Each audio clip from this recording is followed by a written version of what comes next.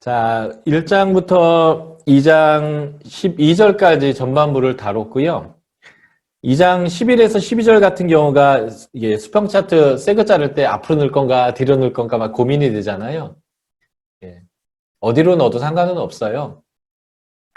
일종의 이제 뭘 설명하고 그러므로 뭐 해라, 뭘 설명하고 그러면 뭘 하라 이렇게 계속 반복되는 나선형 구조이기 때문에 지금 저희의 수평 차트 구조를 이렇게 똑똑 자르는 게 이 본문을 이해하는데 100% 맞는 그런 건 아니에요. 근데 저희가 그래도 이렇게 모아서 메시지를 정리해 놔야 또 이해가 되기 때문에 수평 차트를 만드는 거기 때문에 정답 없다는 거. 그래서 수평 차트 자를 때 너무 스트레스 받지 마시고요.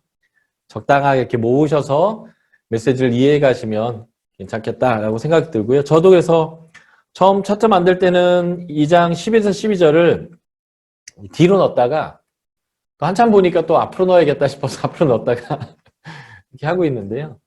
너무 스트레스 받지 않으셨으면 좋겠고 일종 제가 2장 11, 12절의 내용을 이 첫 번째 디비전과 두 번째 디비전을 연결하는 조인트 같은 걸로 저는 이해를 하고 있습니다. 그래서 앞부분의 내용을 마무리 지면서 뒷부분의 얘기를 시작하는 그런 내용이다. 그런 내용들이 많아요. 가끔 보다 보면 성경에. 그러니까 이게 뭐 어디에다 이것을 넣을 건가 너무 고민 안 하셔도 될 것 같습니다.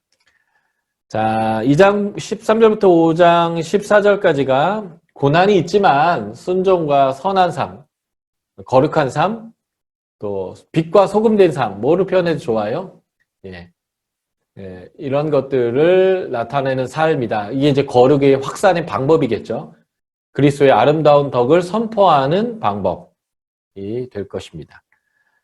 자, 2장 13절부터 3장 12절까지가 세 번째 저한테는 세그먼트인데요. 고난 가운데 순종하는 삶입니다. 뭐에 순종하냐면 지금 사회가 갖고 있는 제도에 순종하는 것. 어제도 말씀드렸지만 지금보다 과거, 고대, 지금부터 2000년 전에는 무조건 남성 위주의 사회였고요. 무조건 신분제도에서 높은 신분, 자유민이나 주인 위주의 세상이었습니다. 그런 세상에서 여자로 태어난 거 원통하고 종으로 태어난 거 원통하고 근데 방법이 없는 거죠. 예. 그럴 때에 기독교는 뒤집어 엎어 라고 얘기하는 게 아니라 거기에 순복하면서 하나님의 시간표대로 움직이게 하는 거죠. 하나님은 노예제도를 원치 않지만 하나님 억지로 없애신 게 아니라 하나님 나라의 가치가 세상에 들어가기 시작하니까 사람들이 깨닫기 시작하는 거예요. 사람은 동등하다고. 그래서 남북전쟁 같은 전쟁도 일어나면서 노예는 해방해야 된다라고 하는 이러한 역사적인 시간들을 통해서 해방되어져 가는 거죠. 공식적인 노예제도는 없지만 여전히 뭐 인도나 이런 것 때는 신분제도가 있고 요즘은 또 돈 많은 사람이 또 귀족인 거죠, 결국. 인간의 불의함 안에는요, 여전히 이러한 모습들이 계속 반복되지만 지금 자본주의 사회에서 우리는 내가 돈이 없다 싶으면 불만이잖아요. 있는 것들은 뭔 짓을 해도 유전무죄고 없는 사람은 살겠다고 뭐 하나 훔쳐먹었는데 유죄고 이런 세상에 여전히 우리가 불만이 있겠지만 하나님 나라는 하나님의 주권을 인정하는 큰 틀 안에서 하나님이 이것을 바꿔가실 거라는 거예요. 그런데 이 불의함 때문에 하나님이 갑자기 부자들을 또는 다른 사람들을 지배하는 못된 사람들을 다 죽여버린다면 그 사람들에게 또 하나님이 긍휼이 필요한데 하나님은 지금 은혜를 의인과 악인에게 모두 베푸시기 위해서 의인과 악인에게 빛도 비추시고 의인과 악인에게 비도 내려주시고 의인과 악인 모두가 하나님 앞에서 은혜를 경험해서 다 의인이 될 수 있도록 하는 기회를 주기 위해서 지금 하나님은 지금 어금니 꽉 무시고 이 불의함의 모습들을 참아내고 계시거든요. 공의로움이 지금 막 올라오지만 하나님의 사랑과 긍휼이 그것을 지금 참고 버텨내고 있는 건데 그런 상황에서 우리도 이 사회적 제도 안에서 그래도 순종해야 된다.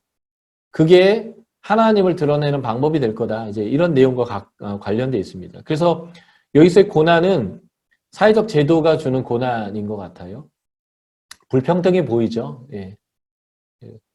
지금 그 검찰 개혁을 한다라고 하는 부분에 대해서 저는 옳다 그렇다를 얘기하는 게 아니라 그동안 검찰이 무소불위의 어떤 권력을 행사한 것은 사실이잖아요. 어제 뉴스에 봤더니 부당하게 감옥에 간 사람이 30년 만에 무죄 판결 받은 뉴스가 어제 나오더라고요. 아, 그 사람 얼마나 억울해요. 근데 그 사람을 유죄로 만들었던 것들을 공권력의 그 강압에 의해서 그 사람이 어쩔 수 없이 이렇게 한 것으로 어제 신문에 나오던데, 권력은 어쨌든 무엇인가 결정하고 판단하다 보니까 실수를 하는데 이게 실수가 아니라 고의로 그런 것들을 해왔던 것들이 있기 때문에 개혁을 하겠다는 거죠. 지금의 개혁 방법이 맞는지 그른지는 잘 모르겠어요, 제가. 어쨌든 그런 일들을 할 수밖에 없는 것이 지금 세상은 완벽하게 하나님 나라가 아니기 때문에 부당한 일도 너무 많단 말이죠. 그럴 때 그런 부당한 일을 당하는 우리 그리스도인들이 세상 말세다, 빨리 하나님 세상 다 멸망시켜 버려 주십시오, 나 빨리 구원해 주십시오라는 바람이 있겠지만 하나님의 시간 계획이 있는 것인데 그 안에서 우리가 어떻게 살아야 되는가라는 거예요. 일단은 순종에 대한 기본적 태도를 갖고 살아라, 말씀하고 있죠. 그 예가 기꺼이 고난을 받은 그리스도의 본을 따라서 살아. 이거는 절대적으로 하나님의 주권을 인정할 때만 가능한 거예요. 하나님의 주권 인정.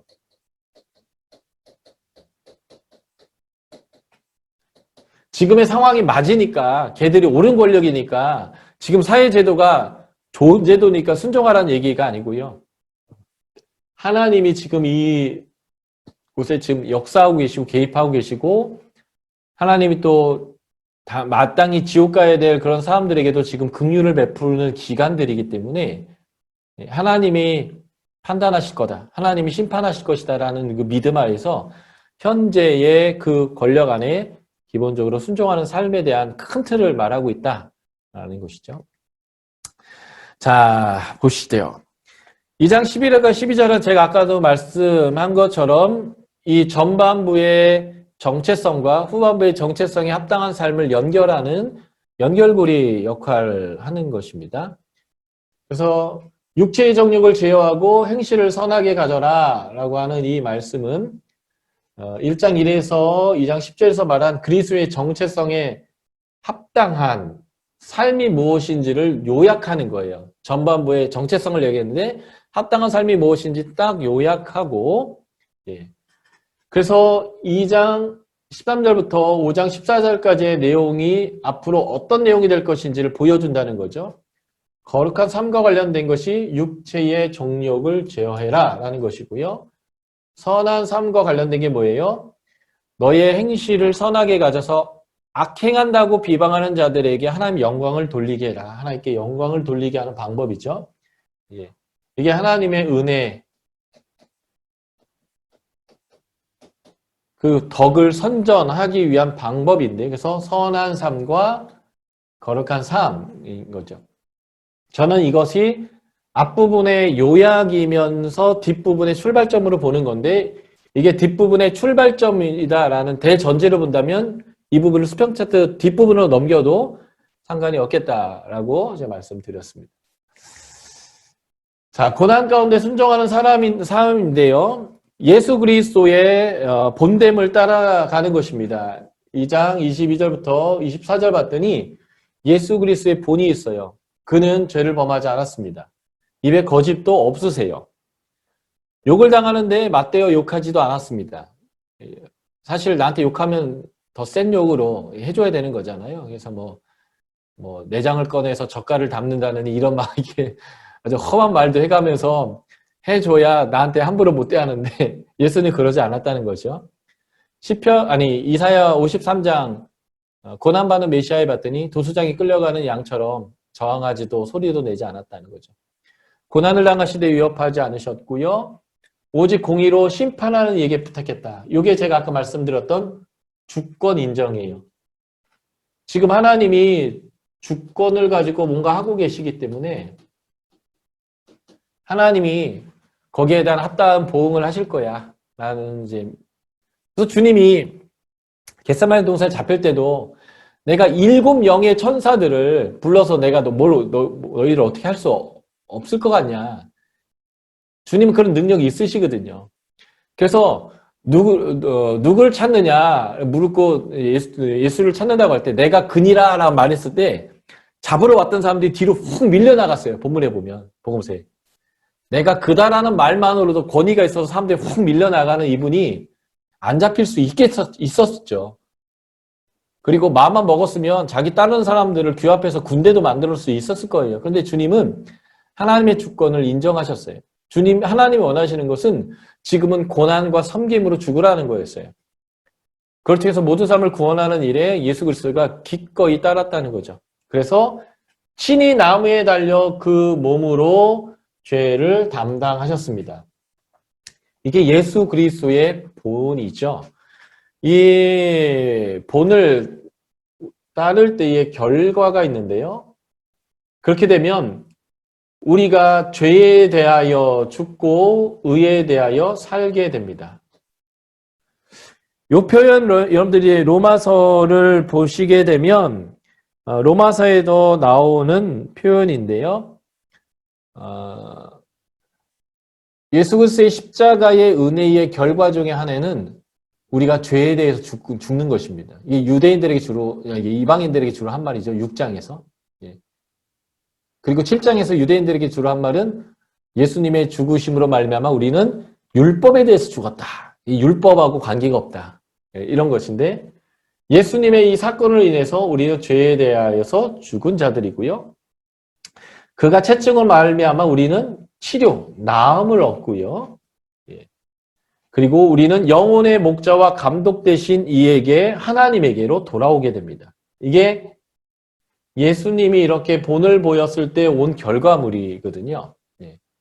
그렇다면 아까 요한복음 20장 떠올려 보세요. 하나님이 예수를 보낸 것처럼 내가 너희를 보낸다. 예수님의 본이고요. 그 결과거든요. 그렇다면 우리가 예수님이 보낸 우리가 이 본을 따른다면 이러한 결과들이 믿지 않는 자들에게 주어지겠죠. 결과 3가지예요. 그들이 죄에 대해서 죽고 의에 대해서 살게 될 거고요. 그들도 예수님의 보혈의 능력으로 치료받을 것이고요. 그들도 하나님께 돌아오게 될 거예요. 우리가 다른 방법으로 세상을 구원할 능력이 없어요. 돈 많이 벌어서 병원 많이 만들어주면 그 사람들이 치유받을 수 있는데 도움은 되겠죠. 그러나 그들의 영혼을 하나님께 나아가는 데는 어려움이 있어요. 그래서 예수 그리스도의 고난의 본의 결과인 것처럼 우리도 그렇게 주합해서 해야 된다는 거예요. 그러기 위해서는 순종해야 되는데 그 첫 번째가 뭐예요? 종들에 대해 그 권력자들에 대해서 국가 권력이죠.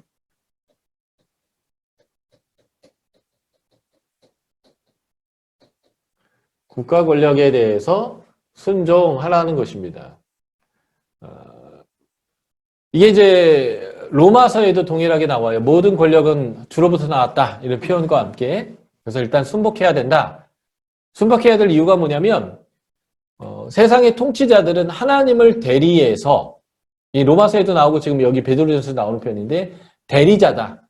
그래서 잘하는 사람 상 주고 잘못하는 사람들을 벌 줘서 옳은 것을 하게 하고 옳지 않은 것을 하지 못하도록 하는 이 일만큼은 하나님의 대리인으로서 국가 권력이 그것을 한다는 거예요. 근데 사실 그거를 잘 못하니까 사실 백성들이 촛불을 들든 태극기를 들든 이제 하기도 하고 프랑스 같은 경우에는 이제 노란 깃발을 들고 막 약탈을 하는 일들이 벌어지고 지금 전 세계적으로 시위가 많잖아요. 코로나 때 여러 가지 불만으로 많아서 사실 하나님을 대리하는 권력이지 못해서 오는 문제이긴 하지만 기본적으로 권력이라고 하는 것의 역할은 그런 거다라는 대전제를 설명하고 있습니다. 그래서 주를 위하여 왕이나 총독에게 순종해야 되는데 이 총독에게 순종하다라고 하는 부분을 설명할 때 악행하는 자를 징벌하고 선행하는 자를 포상하기 위하여 보낸 총독 이렇게 표현해서 이게 이제 권력의 기본적 의미가 무엇인지를 이제 보여주는 내용이 이 내용이다라는 것을 보게 되고요. 나중에 로마서의 적용의 부분에서도 이게 동일하게 언급되고 있다라는 거 여러분들이 보시면 좋겠습니다. 로마서의 13장에 나오죠. 네. 각 사람 위에 있는 13장 1절에 권세에게 복종하라. 권세는 하나님부터 나지 않음이 없다니 모든 권세는 다 하나님께서 정하신 바라라는 거죠. 예. 예. 그래서 그들이 하나님의 사역자가 돼서 13장 4절부터 6절인데요. 예. 공의를 세우는 역할을 한다라는 거예요. 그래서 기본적으로 세상의 권력에 순종하고 다시 베드로전서를 보면 자유가 있으나 그 자유로 악을 가리는데 사용하지 마라. 요 가린다라는 말이 커버란 뜻인데 대부분 다른 성경들은 이거를 이제 의역해서 자유가 있으나 그 자유로 악을 행하는 데에 쓰지 말라 이렇게 의역해서 다 번역해 놨어요. 그 말이긴 해요. 근데 이게 뭐냐면 악을 악하다고 드러내야 되는데 악을 선하다고 이렇게 치장해 버리는 거죠. 회칠한 무담처럼. 예, 그렇게 하지 말라라고 하는 게 이제 원어적 의미를 정확히 번역하면 악을 가리지 마라라는 건데 대부분 번역본들은 의역했어요. 영어 성경 NRSV조차도 의역을 해서 이 부분에 대해서 악을 행하는데 너희의 자유함을 사용하지 마라. 자유자라고 악을 행할 자유가 있는 것은 아니다. 근데 이제 이게 갈라디아서 5장 1절 하나님이 너희를 자유케 하려고 자유를 주셨는데 더 이상 종의 멍에를 매지 마라. 이 표현 다음에 나오는 그 표현법에도 동일하게 요 얘기가 나왔어요. 그래서 자유자니까 어떻게 하라고 합니까? 예, 서로 종이 되어라 이렇게 표현하죠. 예. 이에서 사도 바울의 가르침과 굉장히 여기도 많이 닮아 있고요. 그래서 어떻게 합니까? 사람들을 공경하고 왕을 존대하라. 여기서 공경하라는 말과 존대하라는 말이 헬라어로 같은 단어예요. 그런데 이제 그 대상이 다르기 때문에 공경, 존대라고 표현했는데요. 어쨌든 존중하라는 거예요. 그러니까 이런 거죠. 모든 사람 존중하고 왕을 존중해라. 그러면서 여기에 형제를 사랑하고 하나님을 두려워해라 라고 하면서 이게 율법의 대강령이잖아요. 하나님 사랑, 이웃 사랑인데 사랑의 다른 말은 경외거든요. 네. 아이고. 블랙 스크린을 풀어야 되는데 네. 경외. 하나님 사랑, 이웃 사랑을 확대하면 하나님을 경외하듯이 왕을 존대해야 되고요. 형제를 사랑하기 때문에 모든 사람들을 존대해야 합니다. 지금 이 중심 코어를 가지고 이렇게 두 가지를 얘기한 게 요 3에서 6번까지의 내용들이에요. 이해되시죠? 네. 이게 이제 예수님의 복음서적 가르침 또 구약의 옛 율법의 가르침하고 전혀 괴리감 없이 그것들 성도들에게 실제 삶에 이제 적용시켜주고 있는 내용들이다라고 보시면 좋겠고요. 이렇게 국가 권력과 제도에 순응해야 되는 이유가 뭐냐? 순종의 이유가 이렇게 돼 있어요. 2장 15절. 2장 15절 같이 한번 읽어볼까요? 베드로전서 2장 15절입니다. 시작. 곧 선행으로 어리석은 사람들의 무식한 말을 막으시는 것이라. 세상 사람들이 기독교를 개독교라고 부르잖아요. 야, 무식한 말이거든요. 그렇지만 그 말을 우리가 막을 수 있는 방법은 무엇일까요? 세상의 권력에 복종하는 것입니다. 저는 지금의 정부가 기독교에 대한 편견이 있다고 생각해요. 어느 정도. 그리고 동성애라든지 성소수자를 포함한 인권이라고 하는 그 개념들이 성경적 가치와는 안 맞는 지금의 여당의 정부의 모습들이 있다는 것도 인정합니다. 그러나 기본적으로 베드로의 말씀처럼 이 어리석은 자들의 무식한 말을 막는 방법은 우리의 힘으로 니들 이런 식으로 나오면 표 안 줄 거야 라는 방식이라기보다는 오히려 더 선을 행하는 방식으로 가야 된다라고 생각해요. 그래서 기독교의 이러한 종교적인 모임들이 코로나 바이러스의 확산의 핵심은 아니에요. 그리고 훨씬 더 다른 지역에서 더 많은 확산들이 일어나요. 직장이나 여행하다가 더 많이 일어나긴 하지만 어쨌든 이 경제활동을 멈출 수 없기 때문에 국가가 이것을 선택한다면 사실은 우리가 종교적인 모임들을 좀 자제하는 것은 종교적 박해라는 프레임으로 이해하기보다는 더 적극적으로 하나님께 순종하는 개념으로 우리가 그것을 선택했으면 좋겠어요. 스스로 우리가 박해받고 있다고 생각하지 마시고요. 내 스스로 고난 가운데 하나님이 말씀하신 거기 때문에 기꺼이 고난에 참여한다. 아까 봤던 예수님처럼요. 예수님이 죄가 없었지만 섬김으로 세상이 하나님에게로 돌아올 수 있게 했던 것처럼 우리가 선택하는 거예요. 국가가 바라지만 예배드리지 않았으면 하고 바라지만 우리가 모인다고 해서 어떻게 할 수 없어요. 왜냐하면 기독교가 마이너가 아니라 메이저이기 때문에 어떻게 할 수 없어요. 그런데 최근에 대형 교회들이 기도원들 다 내놨잖아요. 여의도 순복음교회, 사랑의 교회 더 많이 내놔야 된다고 생각해요. 그리고 우리의 교회들이 더 많은 재정들을 지금 내놓아야 될 때라고 생각해요. 국가에 뭐 이렇게 뺏기는 개념이 아니라 더 많은 곳에 좀 흘려 보내야 된다고 생각해요. 왜냐면 주님이 이걸 너무 기뻐하세요. 대원칙에서 디테일에 들어가면 또 케이스 바이 케이스가 있겠지만 선행으로 어리석은 사람들의 무식한 말을 막아버려야 합니다. 이게 주님의 방법이에요. 선으로 악을 이기는 방법이죠. 그 선의 내용 중에 하나가 뭐예요?